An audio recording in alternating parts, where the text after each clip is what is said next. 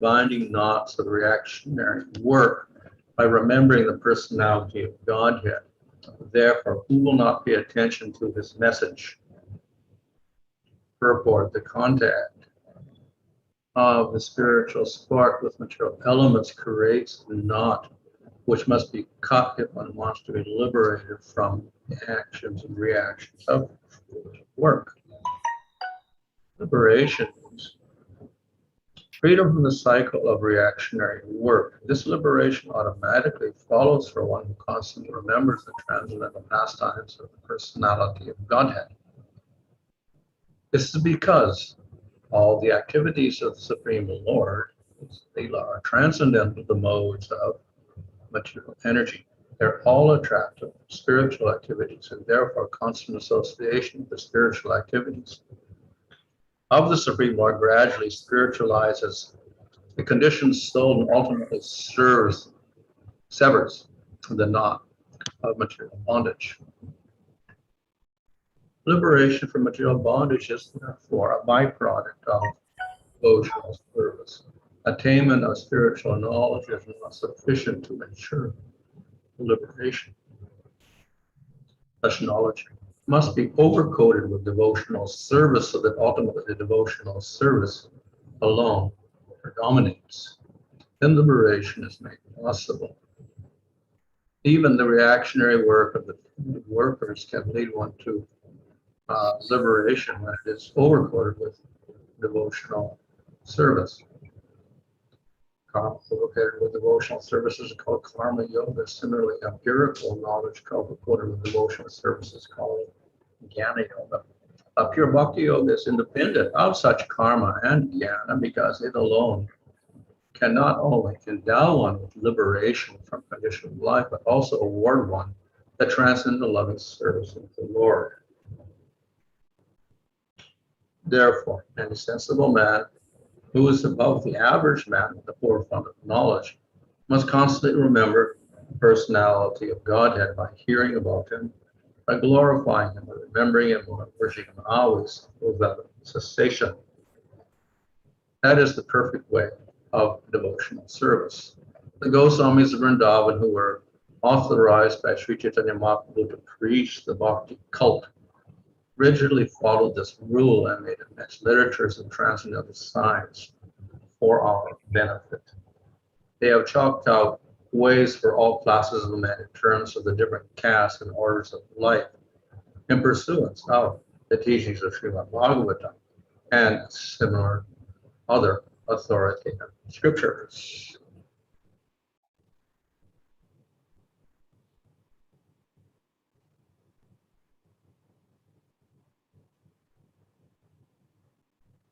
This verse describes how, by remembering the Supreme Lord or hearing his message, one can cut the knots of karma.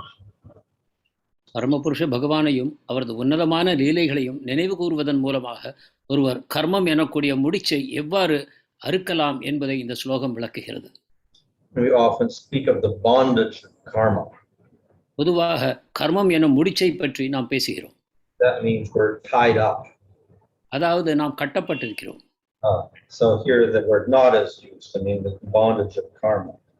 இங்கு முடிச்சு என்பது கர்மத்தின் கட்டை பற்றி குறிப்பிடுகிறது. So why do we use this word bondage karma? இந்த கர்மத்தின் முடிச்சு என்னும் இந்த கட்டு என்பதை ஏன் இந்த பதத்தை நாம் பயன்படுத்துகிறோம்? So bondage means, of course, we lack freedom. நமக்கு சுதந்திரம் இல்லை என்பதை இது குறிக்கிறது.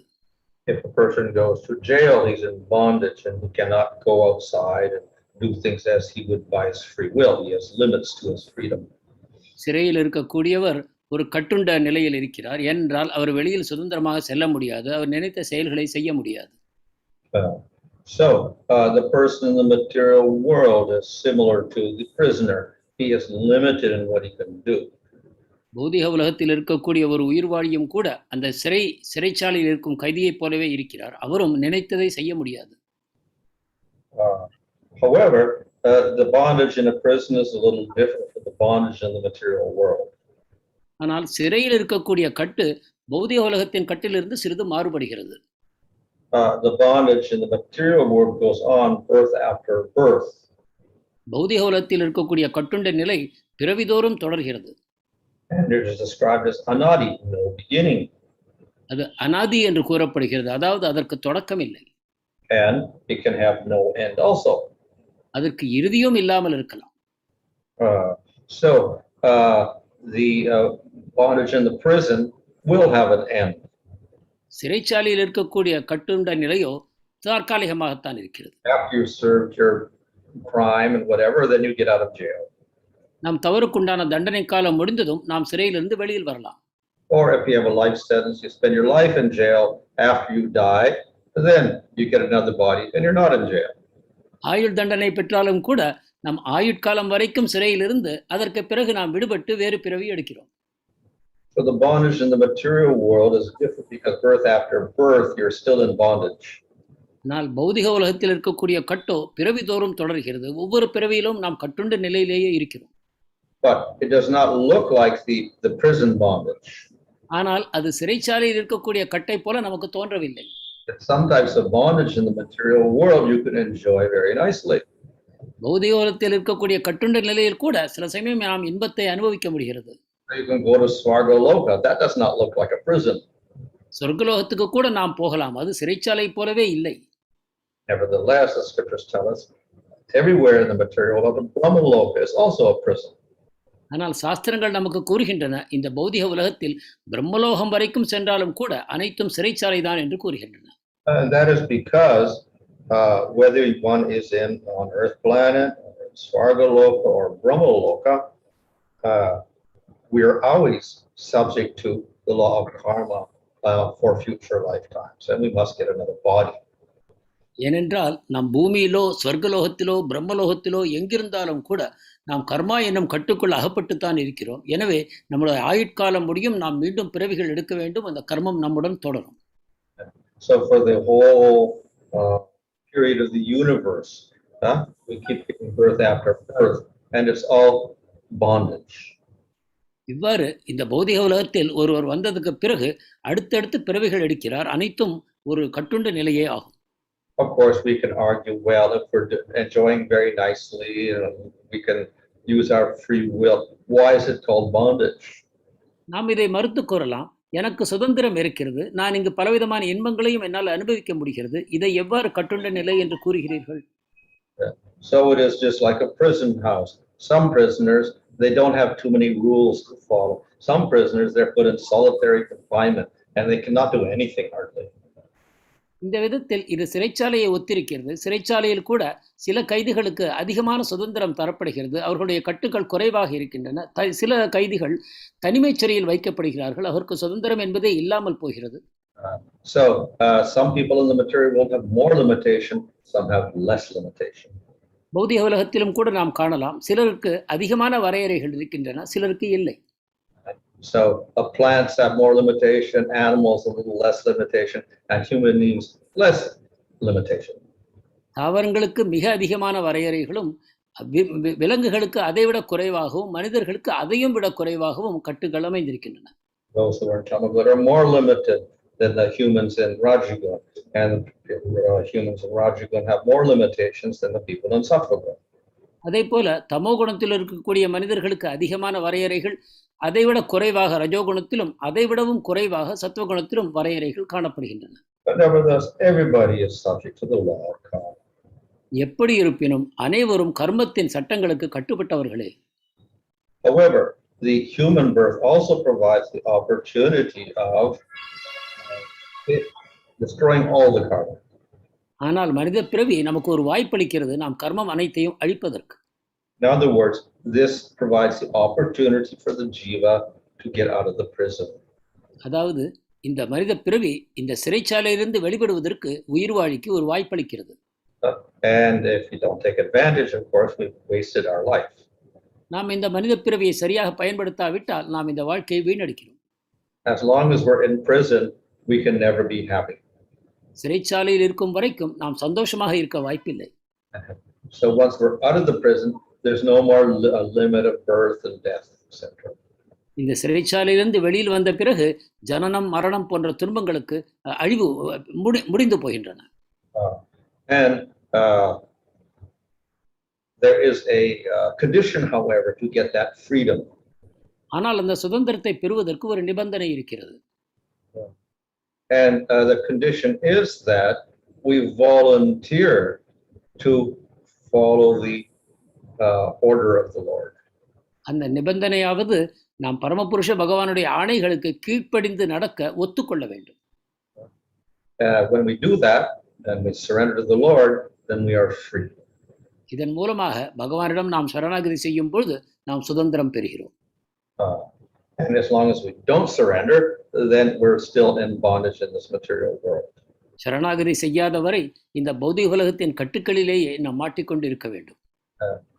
So therefore the human being should try to get out of the prison. எனவே மனிதராக பிறந்த ஒருவர் சிறையிலிருந்து விடுபட வேண்டும். Scripture provides us with the different means. சாஸ்திரங்கள் இதற்கான பல வழிமுறைகளை தருகின்றன. But in the background of these different means, karma yoga, jnana yoga, ashtanga yoga, bhakti yoga is always has to be present for there to be success. இந்த பல்வேறு வழிமுறைகளுக்கு பின்னணியில் பக்தி யோகம் இருந்தால்தான் இந்த வழிமுறைகள் நமக்கு வெற்றியை தர முடியும். So the processes of karma yoga and jnana yoga and ashtanga yoga are preliminary processes. இவ்வாறு கர்மயோக, ஞான யோக, அஷ்டாங்க யோகா இந்த வழிமுறைகள் ஆரம்ப நிலை படிகளே ஆகும். And they lead to bhakti yoga. அவை அனைத்தும் நம்மை இறுதியில் பக்தி யோகத்தில் கொண்டு விடுகின்றன. So as I said, bhakti yoga is included within karma yoga, jnana yoga, and ashtanga yoga to give the results. Still, we separate bhakti yoga also as a separate process. ஏற்கனவே கூறியபடி கர்மம், ஞானம், அஷ்டாங்க யோகம் இவை அனைத்தும் வெற்றி தருவதற்கு அவை பக்தியுடன் சேர்த்து செய்யப்பட வேண்டும் என்று நாம் கூறினோம். ஆனாலும் கூட இந்த பக்தியை இவற்றிலிருந்து தனியாக பிரித்து தனியான வகையிலும் நாம் செய்து அதிலிருந்து உன்னதமான விளைவை பெறலாம். So in karma yoga, jnana yoga, and ashtanga yoga, though there is bhakti, it is much less.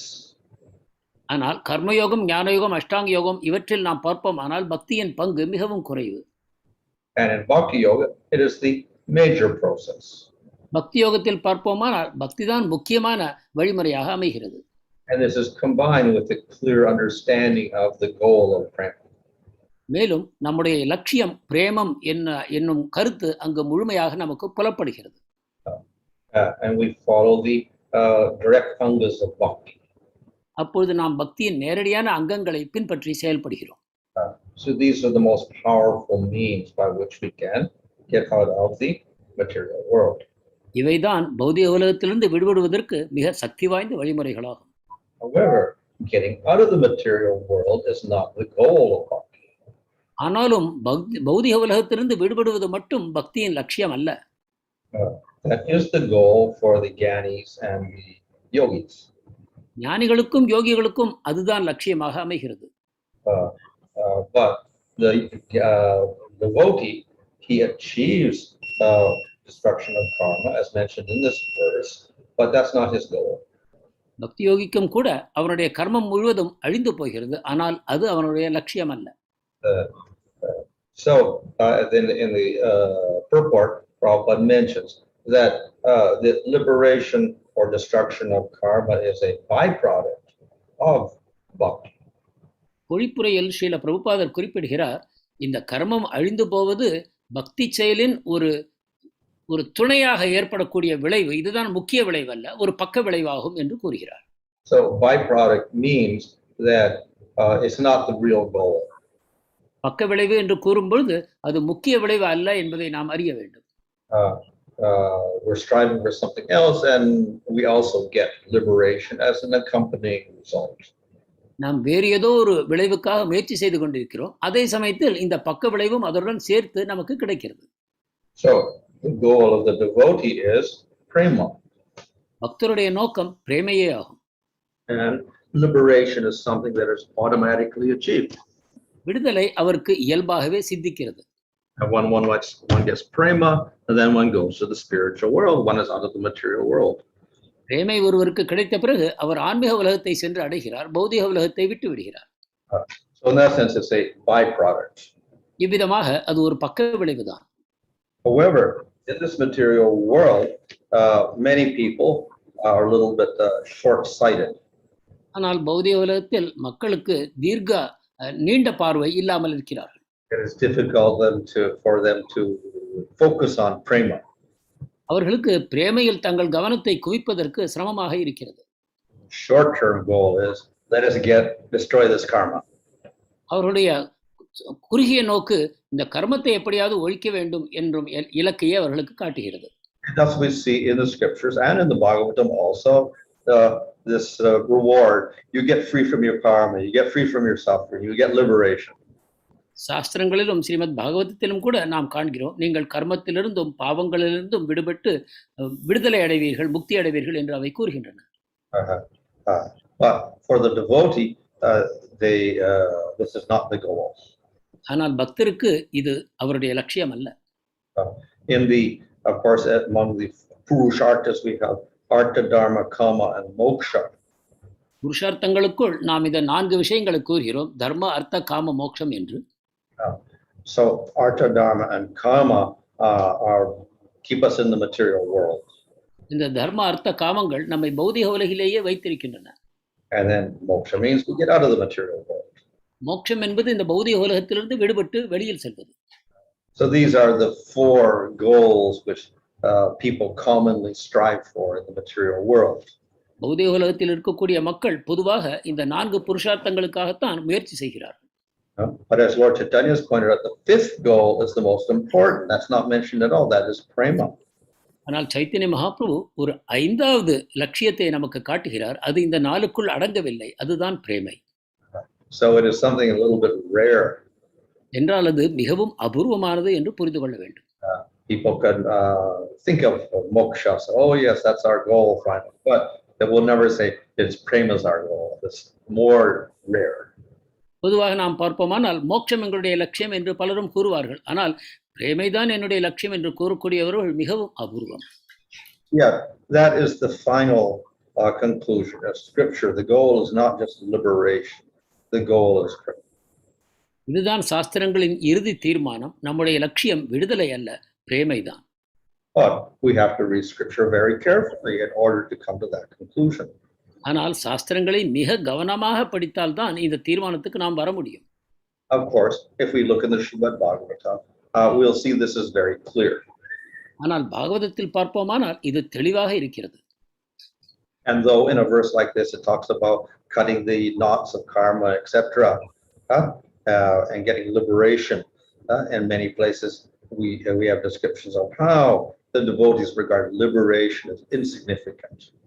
இந்த ஸ்லோகத்தில் பார்ப்போமானால் எவ்வாறு இந்த பௌதிக கட்டுக்களை அறுத்து கொண்டு ஒருவர் விடுதலை அடைகிறார் என்பதை பற்றி கூறப்படுகிறது. மேலும் ஒரு பக்தர் எவ்வாறு விடுதலை அடைகிறார் என்பதை பற்றியும் நாம் பல இடங்களில் காண்கிறோம். And in the nectar of devotion, when it talks about the quality of bhakti, that liberation becomes insignificant. So there, Rupa Gosvami gives many pages after pages and verses showing how the devotee considers liberation to be useless. பக்தி ரசாமிர்த சிந்துவில் மோட்சம் எவ்வாறு ஒரு பக்தனுக்கு துச்சமானதாக ஆகிறது என்பதை ரூப கோஸ்வாமி நமக்கு விளக்கி கூறுகிறார். அந்த பக்தி ரசாமிர்த சிந்துவில் ஏராளமான பக்கங்கள், ஸ்லோகங்கள் இந்த விதமாக எவ்வாறு பக்தனுக்கு மோட்சம் துச்சமானதாக ஆகிறது என்பதை அவர் நமக்கு விளக்கி கூறுகிறார். So this is the conclusion of Bhagavatam, and we should have a clear understanding of this. இதுதான் பாகவதத்தின் தீர்மானம். நாம் இதை நல்ல விதத்தில் புரிந்து கொள்ள வேண்டும். And we'll notice that Srila Prabhupada emphasizes this a lot. நாம் கவனிக்க வேண்டும், ஸ்ரீல பிரபுபாதர் இதை மிகவும் வலியுறுத்தி கூறுகிறார். And thus, even if you read the introduction to Bhagavad Gita, then we find very clearly that liberation is insignificant as compared to prema. பகவத்கீதையின் அறிமுகத்தை கூட நாம் ஊன்றி படிப்போமானால் மிக சுலபமாக பிரேமைதான் முக்கியம், முக்தி மோட்சம் அல்ல என்பதை தெளிவாக புரிந்து கொள்வோம். In fact, we will see that Srila Prabhupada often spends a lot of time condemning the impersonalists. Srila பிரபுபாதர் மேலும் தன்னுடைய முயற்சிகளை, உழைப்பை அதிகமாக இந்த அருவவாதிகளை தோற்கடிப்பதில் செலவழிக்கிறார் என்பதையும் நாம் காண்போம். And the reason for this is that a large section of the population will accept liberation, but they don't accept prema. ஏனென்றால் உலகத்தில் உள்ள பெரும்பாலான மக்கள் முக்தியை ஏற்கிறார்கள், ஆனால் பிரேமையை அல்ல. This of course is quite common in India. இது இந்தியாவில் மிகவும் சகஜமாக காணப்படுகிறது. In the West, they do not know the scriptures of India, like the Upanishads and Vedanta Sutra, so they're not so much absorbed in that. மேலை நாட்டு மக்கள் அதிகமாக நம்முடைய பிரம்மசூத்திரத்தை பற்றியோ நம்முடைய அத்தகைய இலக்கியங்களை பற்றியோ உபனிஷத்துகளை பற்றியோ அறிய மாட்டார்கள். எனவே அங்கு இத்தகைய பேச்சுக்கள் அதிகம் இல்லை. But they may get absorbed in Buddhism instead. ஆனாலும் அவர்கள் புத்த மதத்தில் ஈடுபாடு கொள்கிறார்கள். Which is very similar to impersonalism. அது அருவவாதத்திற்கு மிகவும் ஒத்திருக்கிறது. So in any case, there is a popularity of going for liberation and less popularity of the idea of prema. எப்படி இருப்பினும் முக்தி அதிக பிரபலமாக இருக்கிறது, பிரேமை அந்த அளவு பிரபலமாக இல்லை. So that is why we have an emphasis in the scriptures and in Srila Prabhupada's writing on trying to attain prema rather than liberation. எனவே தான் நமது சாஸ்திரங்களிலும் உரைகளிலும் பிரேமையை அடைவது முக்கியம், முக்தி அடைவது அல்ல என்பது தீவிரமாக வலியுறுத்தப்படுகிறது. So there's a extra reason why, and not just it becomes the highest goal, but there's another reason why we should concentrate and remember the Supreme Lord. இந்த பிரேமை நமக்கு முக்கியமான விளைவு என்பதற்கு மற்றும் ஒரு காரணம் இருக்கிறது. நாம் பரமபுருஷ பகவானை நினைவு கொள்வது ஏன் அவசியம் என்பதை பற்றிய விளக்கம் மேலும் இருக்கிறது. That is, it's naturally attractive. அதாவது அது இயல்பாகவே ஜீவாத்மாவை கவரக்கூடியது என்பதாகும். The Lord's form and his activities and his qualities are all attractive. பகவானுடைய வடிவம், அவருடைய குணம், அவருடைய லீலைகள் அனைத்தும் கவர்ச்சிகரமானவை. And this makes it easier for us to concentrate on the Supreme Lord. இது நமக்கு பகவான் மேல் நம்முடைய மனத்தை குவித்து தியானிப்பதற்கு உதவியாக அமைகிறது. So therefore this verse asks the question, who wouldn't develop attraction for these topics of the Lord? எனவேதான் இந்த ஸ்லோகத்தில் ஒரு கேள்வி கேட்கப்படுகிறது. பகவானை பற்றிய இத்தகைய உன்னதமான தலைப்புகளில் யார்தான் ஆர்வம் காட்ட மாட்டார் என்று கேட்கப்படுகிறது. Hare Krishna.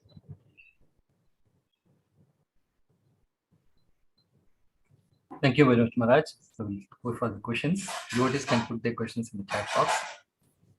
So there's a question from Simha Sudarshan Prabhu, that a person who practices karma, jnana and ashtanga yoga must also add bhakti to be successful. But bhakti yoga presupposes the form of the Lord, his glories and pastimes. A person practicing jnana yoga, considering the Lord to be impersonal, rejects the form of Lord altogether. How can such a person add bhakti element in the jnana yoga process? கர்மம், ஞானம், அஷ்டாங்க யோகம் இவற்றுடன் பக்தியை கலந்தால்தான் வெற்றி கிடைக்கும் என்று கூறினீர்கள். ஆனால் பொதுவாக ஞான யோகத்தை பயிலக்கூடியவர் அருவத்தில் தான் தியானம் செய்கிறார், பகவானுடைய வடிவத்தை நிராகரிக்கிறார். அவரால் எவ்வாறு பக்தி செய்ய முடியும்? If they are a Mayavadi or Shankar, then it is very difficult. சங்கரரை பின்பற்றக்கூடிய மாயாவாதிகளாக அவர்கள் இருந்தால் அது மிகவும் கடினம். Because they will consider the form of Krishna or Vishnu to be ultimately material and illusory. ஏனென்றால் அவர்கள் விஷ்ணுவையோ கிருஷ்ணனுடைய வடிவத்தையோ பொய்யான தோற்றமாக, இறுதியில் ஒரு மாய தோற்றமாக அவர்கள் கருதுவார்கள். Therefore they commit aparadha. இவ்வாறு அவர்கள் அபராதம் செய்கிறார்கள். Very difficult to get liberation. அவர்கள் முக்தி அடைவதே கடினம். Other impersonalists, they may prefer the impersonal, but they will also accept that the Supreme Lord is there. We also say that Brahman, Paramatma, Bhagavan are one. So similarly, the yogi will think like that, or the Jnani, but he's not opposed to the Lord, but he prefers the impersonal, Brahman. மற்ற அருவவாதிகள் அருவத்தையே தேர்ந்தெடுக்கும் பொழுது உருவத்தையும் அவர்கள் நிராகரிக்கலாமல் இருக்கலாம். அவர்கள் உருவம் அருவம் இரண்டையும் ஏற்றுக்கொண்டு பகவானுடைய பக்தியையும் செய்து வரலாம். எவ்வாறு நாமும் பிரம்மன், பரமாத்மா, பகவான் அனைத்தும் ஒன்றுதான் என்று கூறுகிறோமோ, அவர்களும் கூட அதுபோல உருவமும் அருவமும் ஒன்றுதான், ஆனால் அவற்றுக்குள் அவர்கள் அருவத்தை தேர்ந்தெடுக்கலாம். அத்தகையவர்கள் பக்தி செய்யக்கூடும். Then these persons will worship the Lord in order to get liberation. அவர் முக்தி அடையும் நோக்கத்துடன் பகவானை வழிபடுவார். Thank you, Maharaj. The question from Jyotisundar Mataji. Despite Krishna being all attractive, most of the jivas are attracted to material objects.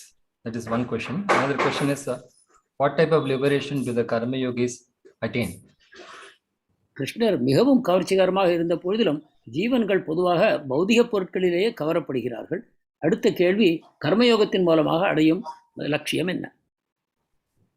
Well, the first thing is not a question, is it? It's a question, Maharaj. So, why are they attracted to material objects? Even though Krishna being all attractive, still most of the jivas are attracted to material objects. Why is it? Why are they attracted to material objects? Because they're in ignorance. ஏனென்றால் அவர்கள் அறியாமையில் இருக்கிறார்கள். No faith. நம்பிக்கை இல்லை. And as for the second one, what was that? The second one was? Karma yogis, what type of liberation they attain? Oh, well, they don't. Karmis don't get the liberation in themselves. Now, if they combine some bhakti with it, they can go to Svargaloka, and then eventually, because they do have a little bhakti, they can progress to bhakti or mixed bhakti, and then they could get liberation. அவர்கள் கர்மத்தை செய்வதன் மூலமாக விடுதலை அடைவதில்லை. அவர்கள் சொர்க்கலோகத்தை தான் பக்தியுடன் சேர்ந்து செய்தால் அவர்கள் பெறக்கூடும். எனவே கர்மயோகத்துடன் அவர்கள் பக்தியை கலந்து செய்யும்போது அதிகபட்சமாக அவர்கள் அடையக்கூடியது முக்தி. Thank you, Maharaj. There's a question from Srinath Prabhu. The Brahmabhuta Prasannatma, that stage, is it prema or is it normal liberation? பிரம்மபூதா பிரசன்னாத்மா என்று கூறுகிறோம். அது பிரேம நிலையா அல்லது சாதாரண முக்தி தானா? Vishnu Chakravarti explains that Brahmabhuta is the goal of the Jnanis. Viswanath சக்கரவர்த்தி டாக்கூர் பிரம்மபூதா என்பது ஞானிகளின் லட்சியம் என்று கூறுகிறார். And they, in order to get to that stage, they also have to worship the Lord. ஆனால் அந்த நிலையை அடைவதற்கும் அவர்கள் பகவானை வழிபட்டுத்தான் ஆக வேண்டும். So when they approach that stage, then they have to give up the process of jnana. அந்த நிலையை அணுகும் பொழுது அவர்கள் ஞானத்தை விட்டுவிட வேண்டும். Because jnana is also material. ஏனென்றால் ஞானமும் பௌதிகமானதே. They don't give up the bhakti. பக்தியை அவர்கள் விடக்கூடாது. And by that bhakti, they get liberation. அந்த பக்தியின் துணை கொண்டு அவர்கள் முக்தி அடைகிறார்கள். Thank you, Maharaj. You mentioned about the Purusharthas. Why are they called Purusharthas? And one who has attained Dharma, Artha and Kama, what is the motivation for him to go towards moksha? He should be happy with enjoying. தர்மார்த்த காமம் மூன்றையும் அடைந்தவர் எதற்காக மோட்சத்தை நாட வேண்டும்? இவை நான்கும் ஏன் புருஷார்த்தம் என்று அழைக்கப்படுகின்றன? Well, these are the common goals of human beings. இவைதான் மனிதர்களுக்கு பொதுவான லட்சியங்கள். We have to maintain ourselves, that is artha. நம்மை நாமே பாதுகாத்துக் கொள்ள வேண்டும், அது அர்த்தம். So we need food, we need water, we need shelter, etc. நமக்கு உணவு, நீர், தங்குமிடம் இவையெல்லாம் தேவைப்படுகிறது. So people have to work to get these things. இவற்றை அடைவதற்கு மக்கள் வேலை செய்ய வேண்டும். Then once they got these things, then they want a little extra enjoyment. இவையெல்லாம் கிடைத்த பிறகு அவர்கள் மேலும் சிறிது இன்பத்தை நாடுகிறார்கள். Not only we want our maintenance, but we want nice maintenance. We want better house, better food, better place, better loka. அவர்கள் இன்னும் சிறந்த உணவு, சிறந்த தங்குமிடம், சிறந்த அனுபவங்களை நாடுகிறார்கள். அதிகமாக சொர்க்கலோகத்தை விரும்புகிறார்கள். That is kama. அது காமம். So along with these two things, desires to get artha and kama, the scriptures tell us you also have to do dharma to get them. இவ்வாறு அர்த்தத்தையும் காமத்தையும் பெறுவதற்காக நீங்கள் தர்மத்தை செய்ய வேண்டும் என்று சாஸ்திரங்கள் பரிந்துரைக்கின்றன. So by following particular rules, which we call dharma, in order to get artha and kama, you restrict yourself. தர்மத்தினால் கூறப்பட்ட வழிமுறைகளை கொண்டு நீங்கள் அர்த்தத்தையும் காமத்தையும் பெறும்பொழுது சில வரையறைகளுக்கு உட்பட்டு நீங்கள் செயல்படுகிறீர்கள். And birth after birth, if you do this, then you get purified and you go from tamagun to Rajaguna to Sattva. பிறவிதோறும் இந்த சட்டங்களுக்கு கட்டுப்பட்டு நீங்கள் செயல்படும் பொழுது படிப்படியாக தமோ குணத்திலிருந்து ரஜோகுணத்துக்கும் ரஜோகுணத்திலிருந்து சத்துவகுணத்துக்கும் உயர்ந்து செல்கிறீர்கள்.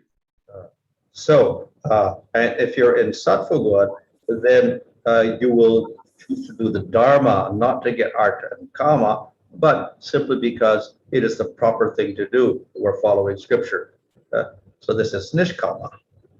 சத்துவகுணத்தை அடைந்த ஒரு உயிர்வாழி தர்மத்தை செய்வதில் நாட்டம் கொள்கிறார். அவர் அர்த்தத்துக்காகவோ காமத்துக்காகவோ இல்லாமல் தர்மத்தை செய்வதிலேயே அவருக்கு அதிலிருந்து ஆனந்தம் கிடைக்கிறது. எனவே அவர் செய்யக்கூடிய அந்த செயல் நிஷ்காமிய கர்மம் என்று கூறப்படும். So in the lower stages we do the karma yoga for Artha and Kama. We get to Sattva Guna becomes Nishkama karma.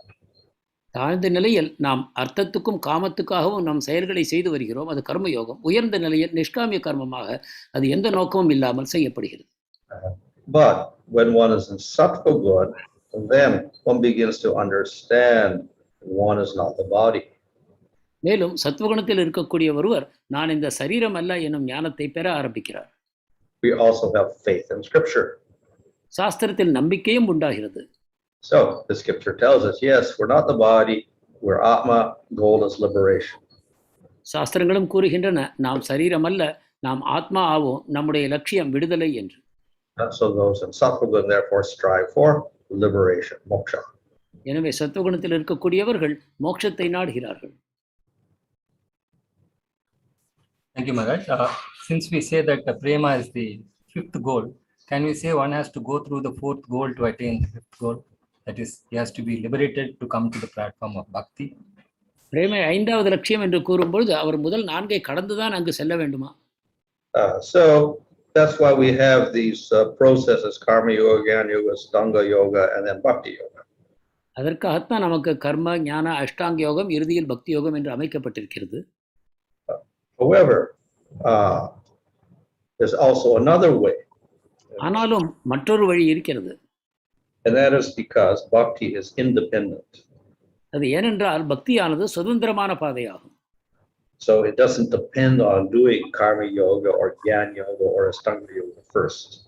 அது கர்ம யோகத்தையோ ஞான யோகத்தையோ அஷ்டாங்க யோகத்தையோ முதலில் செய்துதான் அதை செய்ய வேண்டும் என்ற நிபந்தனை இல்லை. It's a little bit unusual because generally you cannot become a PhD unless you get your MA first or MS first, isn't it? Or you don't graduate first, then you can go for PhD.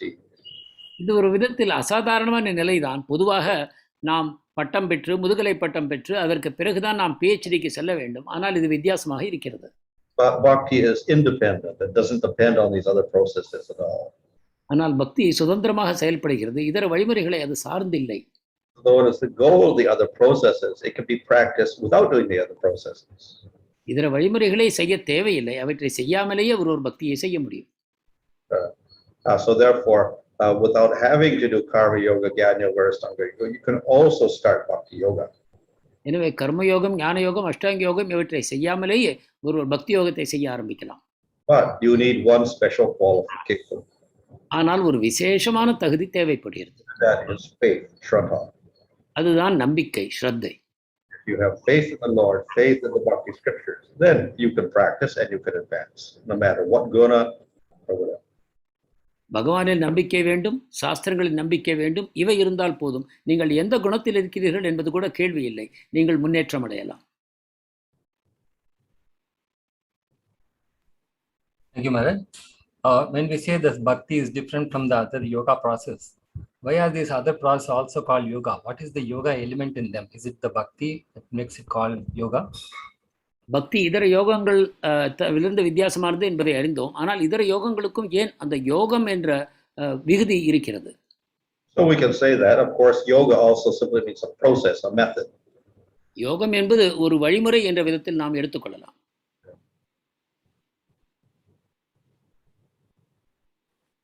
Thank you, Maharaj. There's a question from Sunitha Krishna Prabhu. In this verse, importance is given to hearing. In what way reading is important than hearing? Lord Brahma. So in this verse, importance is given to hearing. In what way reading is more important than hearing? Lord Brahma heard from the Lord in the beginning. And Parikshit Maharaj also heard from Sukadeva Goswami. இந்த ஸ்லோகத்தில் கேட்பதற்கு முக்கியத்துவம் தந்து பேசப்படுகிறது. படிப்பதை பற்றி ஒன்றும் சொல்லப்படவில்லை. நாம் ஆரம்ப காலத்தில் கூட பிரம்மாவோ பரீட்சித் மகாராஜரோ கேட்பதன் மூலமாக முழுமையடைந்தார்கள் என்று நாம் அறிகிறோம். Well, reading was not such a popular activity previously. படிப்பது என்பது அந்த காலத்தில் அவ்வளவு பிரபலமான செயலாக இருக்கவில்லை. One reason there were no books. ஒரு காரணம் அப்பொழுது புத்தகங்களே இல்லை. There were no books when Brahma was born. Brahma பிறக்கும்போது புத்தகங்கள் இல்லை. So everything was oral. அப்பொழுது அனைத்தும் காது மூலமாகவே கேட்கப்பட்டன. And later on, though they did have books, rarely, but they did have some books, still the person wants to hear. பிற்காலத்தில் ஓரளவு புத்தகங்கள் உண்டாயின, அதிக அளவில் இல்லை. அப்பொழுதும் கூட மக்கள் கேட்பதை விரும்பினார்கள். So rather than simply read on your own, you heard and got instructions under a guru. தனியாக இருந்து படிப்பதை விட ஒரு குருவை அடைந்து அவர் மூலமாக கேட்பதை அவர்கள் விரும்பினார்கள். So the hearing process was emphasized. எனவே கேட்டல் அதிகமாக முக்கியத்துவம் தரப்பட்டது. So we of course, are study, but that's not necessarily reading also. எனவே நாம் படிப்பது கற்பது என்பது நாம் புத்தகத்தை படிப்பது என்ற பொருளில் கூட இல்லை. அதற்கு தனியான ஒரு விளக்கம் இருக்கிறது. But then, of course, they did have palm leaf manuscripts, and later on, of course, they got printing press and books. அப்பொழுது முதலில் எழுத்து வடிவத்தில் அது இருந்தது, கையெழுத்து பிரதிகளாக. அதன் பிறகு புத்தகங்கள் உண்டாயின. So then reading became a more common activity to get knowledge. இவ்வாறு படிப்பது ஒரு பரவலான செயல்முறையாக மாறிற்று. However, that does not negate the fact that hearing is also important. ஆயினும் கூட கேட்டல் ஒரு முக்கியமான வழிமுறையாக இன்னும் இருக்கிறது என்பதை மறுக்க முடியாது. So in the modern age, of course, we do both processes. எனவே தற்காலத்தில் நாம் இரண்டையும் செய்கிறோம். Because the books are very common, this is a common way in which we can get knowledge. புத்தகங்கள் பரவலாக கிடைப்பதனால் நாம் அறிவை பெறுவதற்கு இது சுலபமான வழிமுறையாகிறது. But we should also carry out the hearing process. ஆனால் கேட்டலையும் நாம் கட்டாயமாக செய்ய வேண்டும். Thank you, Maharaj. There's a question from Josna Suresh. Does bhakti depend upon karma of the individual? Karma of the individual. பக்தி என்பது தனிநபருடைய கர்மத்தை சார்ந்திருக்கிறதா? No, bhakti is not related to anything in the material world, either good or bad karma. பக்தியானது இந்த பௌதிக உலக தொடர்புடைய எதையும் அது சார்ந்தில்லை. அது நல்ல கர்மாவோ கெட்ட கர்மாவோ எதையும் அது சார்ந்தில்லை. Depends on mercy of devotees, which is not karma at all. அது பக்தர்களின் கருணையையே சார்ந்திருக்கிறது. அது கர்மத்தின் வழியில் வருவதில்லை. There's a question from Suresh Srinivas Prabhu. Hearing being an anga or limb of bhakti, it is eternal. So how does this process go on in the liberated stage and in prema stage? Does the disciple continue to hear in the spiritual world from the spiritual master? கேட்பது பக்தியின் ஒரு அங்கமாக கூறப்படுகிறது. இதுவும் சாஸ்வதமானது, நிரந்தரமானது, ஆன்மீகமானது. அவ்வாறென்றால் முக்தியடைந்த ஆன்மீக உலகத்தில் இருக்கக்கூடிய பக்தர்கள் இதை எவ்வாறு தொடர்ந்து செய்கிறார்கள்? அவர்களும் குருவிடமிருந்து கேட்கிறார்களா? Well, when we're in a human body, we may have many gurus and many births. மனித வடிவத்தில் நமக்கு பல பிறவிகளும் பல குருமார்களும் அமைகிறார்கள். Some will be shiksha gurus, some will be diksha gurus. சிலர் சிக்ஷா குருவாகவும் தீக்ஷா குருவாகவும் நமக்கு தோன்றுகிறார்கள். So in the spiritual world also we'll have many gurus. ஆன்மீக உலகத்திலும் பல குருமார்கள் இருக்கிறார்கள். But generally the gurus are going to be according to the association there. ஆனால் அந்த குருக்களும் நமக்கு அங்க இருக்கக்கூடிய சங்கத்தின் அடிப்படையில் அமைவார்கள். Will associate with certain individuals in a group, and then we will be under their authority. ஒரு குழுவில் இருக்கக்கூடிய சில தனி நபர்களுடன் நாம் பழக்கம் கொள்ளும் பொழுது நாம் அவர்களுடைய கட்டுப்பாட்டுக்கு கீழ் வருகிறோம்.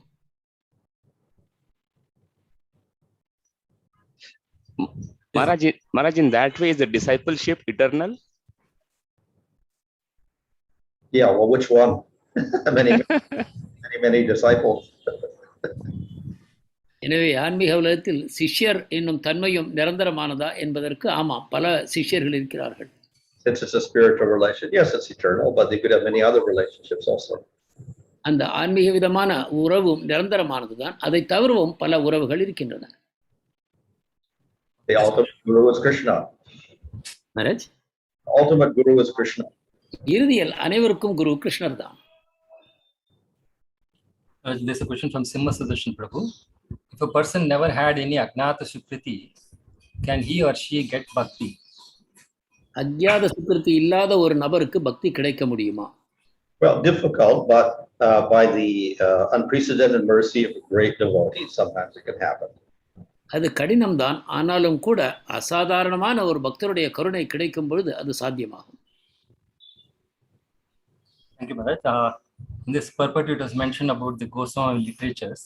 Just like we say Veda Vyasa, he divided the Vedas, and all the details are given as to how he gave the scriptures. Similarly, are there any divisions in the scriptures presented by the Gosvāmīs?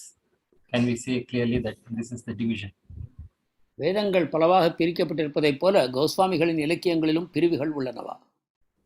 Well, not in the same way.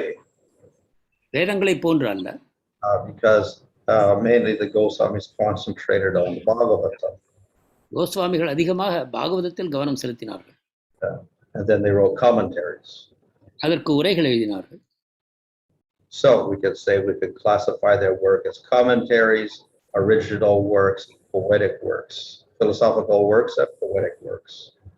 இவ்வாறு அவர்கள் தத்துவ ரீதியாக எழுதிய புத்தகங்கள், கவிதைகளாக எழுதிய புத்தகங்கள் என்று நாம் கூறலாம், அல்லது சொந்தமாக எழுதிய நூல்கள் அல்லது உரைகள் என்ற விதமாக நாம் அவற்றை பிரிக்கலாம். Thank you, Maharaj. There's one question from Ruparani Revati Mataji. Anyone can do the hearing process, whereas reading cannot be done by all. Is this the reason hearing is given as the first process than reading scriptures? எல்லோராலும் கேட்க முடியும், ஆனால் படிப்பது எல்லோராலும் முடியாது. இதன் காரணமாகத்தான் கேட்டல் முக்கியமானதாக சாஸ்திரங்களில் கூறப்பட்டதா? Well, as I said, originally there were not so many books, so they never mentioned about reading so much, only the hearing process. நான் கூறியபடி ஆரம்ப காலத்தில் புத்தகங்களே இல்லை படிப்பதற்கு. எனவேதான் அந்த காலத்தில் முக்கியமாக கேட்டலே முக்கியத்துவம் தரப்பட்டது. In the present age, we can hear or we can read. தற்காலத்தில் நாம் கேட்கவும் செய்யலாம், படிக்கவும் செய்யலாம். So both are common ways in which we can start our devotional service. இரண்டு வழிமுறைகளையும் பின்பற்றி நம்முடைய பக்தி பாதையில் நாம் முன்னேறலாம்.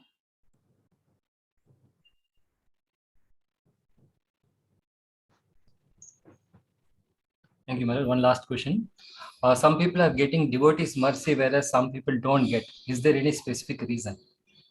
சிலருக்கு பக்தர்களின் கருணை கிடைக்கிறது, சிலருக்கு கிடைப்பதில்லை. எதற்கு ஏதாவது விசேஷமான காரணம் இருக்கிறதா? Well, one is the devotee, where he chooses to give mercy. ஒன்று, அந்த பக்தர் யாருக்கு கருணை தர வேண்டும் என்று அவர் தீர்மானிக்கிறார். The other is even he gives mercy, some people don't accept it. மற்றொன்று, ஒரு பக்தர் கருணையை கொடுக்கும் பொழுது கூட சிலர் ஏற்பதில்லை. Thank you, Maharaj. Thank you very much. That's all for today. Hare Krishna.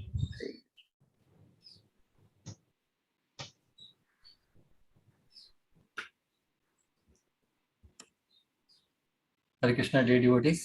Regarding the announcements, as you all know, the Books Are the Basis Festival has been extended. It was supposed to be till 20th, but we'll be extending it to most probably 23rd or even 24th. புத்தகங்கள் தான் அடிப்படை என்னும் விழா இப்பொழுது நீட்டிக்கப்பட்டிருக்கிறது. முதலில் 20ஆம் தேதி முடிவடைவதாக இருந்தது. இப்பொழுது 23 அல்லது 24 தேதி வரை கூட நீடிக்கும். So as far as the panel discussion for today's evening, the topic is on practical ways to improve our reading and understanding of Srila Prabhupada books. இன்றைய கலந்துரையாடல் ஸ்ரீல பிரபுபாதருடைய புத்தகங்களை புரிந்து கொள்வதற்கு நடைமுறை குறிப்புகள். So this discussion will be held by Tarini Mataji, Sukirti Mataji and Anuradha Mataji. So இதில் தாரணி மாதாஜி, சுகீர்த்தி மாதாஜி, அனுராதா மாதாஜி மூவரும் பங்கு கொள்வார்கள். So as far as tomorrow, the topic will be on healthy interdependence between Guru, Sadhu and Shastra. நாளைய தலைப்பு குரு, சாது, சாஸ்திரா மூன்றுடன் இணக்கமாக நாம் பக்தியை பயில்வது. So that will be by Swarna Madhav Prabhu, Kumaradev Prabhu and Shyam Murari Prabhu. சரணமாதவ பிரபு, குமாரதேவ் பிரபு, ஷாமுராரி பிரபு மூவரும் இந்த கலந்துரையாடலில் பங்கு கொள்வார்கள். There's also Hari Parameshwar Prabhu. Hari Parameshwar பிரபுவும் இருக்கிறார். So then on the Wednesday, so it will be by for the IYS girls Vaishnavi, that is on topic of relevance of Srila Prabhupada books to the young minds. புதன்கிழமை இளம் வயதினருக்கு பிரபுபாதருடைய புத்தகங்களின் முக்கியத்துவம் என்னும் தலைப்பில் ஐவைஎஃப்ஐ சேர்ந்த பெண்கள் இதில் பேசுவார்கள். So that will be by Jyotishmati Mataji, Pratyusha Mataji and Anuttama Chitra Mataji. ஜோதிஷ்மதி Mataji, Pratyusha Mataji. Yes, Anuttama Chitra Mataji. அனுத்தம Chitra Mataji. Maybe you can just read out the title alone, Prabhu, because the names are don't need for translation. Okay. Then on Thursday, it will be by the Bhakta Prahlad School children on the topic of reading Srila Prabhupada books is as easy as reading a good story book. பிரபுபாதருடைய நூல்களை படிப்பது ஒரு நல்ல கதை புத்தகத்தை படிப்பதைப் போலவே சுலபமானவை என்னும் தலைப்பு. And on the 22nd Friday, this also by the Krishna Club teenagers. வெள்ளிக்கிழமை கிருஷ்ணா கிளப்பை சேர்ந்த இளம் சிறுவர்கள் இதை நடத்துவார்கள் கலந்துரையாடல். The topic is Prabhupada's books answer all our questions in a scientific and logical manner. பிரபுபாதருடைய நூல்கள் நமக்கு விஞ்ஞானபூர்வமாக தர்க்கபூர்வமாக உண்மைகளை விளக்குகின்றன என்பது தலைப்பு. So the concluding session may happen either on 23rd or 24th morning, and that details will be shared with you in course of time. இறுதி நிகழ்ச்சி 23 அல்லது 24ஆம் தேதி காலையில் நடைபெறும். இதற்கான அறிவிப்புகள் பிற்பால் உங்களுடன் பகிரப்படும். So we would like to once again thank on behalf of the ISKCON management all the devotees who took part in yesterday's Patan Utsav. There are many leaders and many devotees presented their talents. நேற்றைய கலாச்சார நிகழ்ச்சியில் கலந்து கொண்ட பக்தர்கள் அனைவருக்கும் எங்களுடைய மீண்டும் நன்றியை தெரிவித்துக் கொள்கிறோம். பலவிதமான நிகழ்ச்சிகள் நடத்தப்பட்டன. பல மூத்த